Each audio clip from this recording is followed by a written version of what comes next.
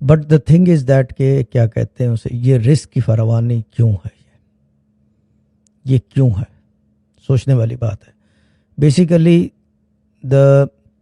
اب اس کو اڈاپٹیشن تو نہیں کہہ سکتے، اس کو جو ورڈ ہے وہ یہ ہے کہ بیسک کور عبادت.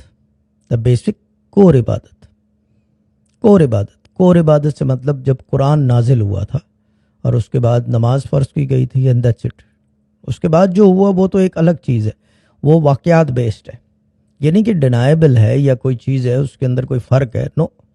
But I am just talking about the عبادت، دا اڈاپٹیشن آف عبادت، recitation of the holy Quran and پنجگانہ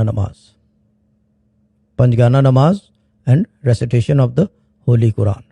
یہ میں دوبارہ بولوں گا، the holy Quran, recitation of the holy Quran and panjgana namaz. یہ بیسیکلی کور ہے ہمارے ریلیجن میں، اسلام میں، ٹھیک ہے نا. اب مجھے یہ کہنے کی ضرورت نہیں ہے یہاں پہ کہ میں یہ سمجھاؤں کہ اس سے جو ہے صرف مسلمان فائدہ اٹھا سکتے ہیں یا نہیں. ہمارے اسی پلیٹ فارم سے ہندوؤں نے بھی فائدہ اٹھایا ہے، سکھ نے بھی اٹھائے ہیں. بہت سارے سکھ ہیں جو لائن میں نہیں آتے، آن ایئر نہیں آتے، مگر فیض پا چکے ہیں میرے سے اور کانٹیکٹ میں ہیں، ٹھیک ہے نا. They ask me things, they want